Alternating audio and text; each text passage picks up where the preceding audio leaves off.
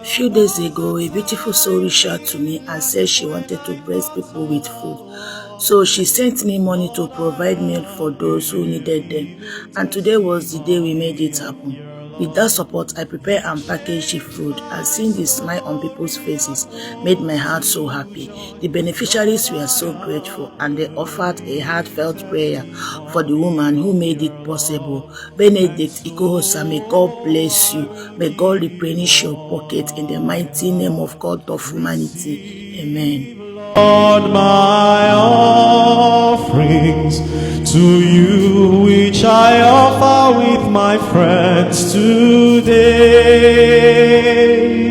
Transform them and transform us.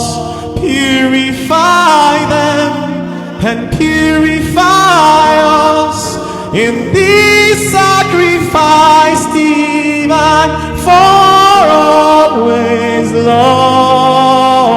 You know that I have given all I have.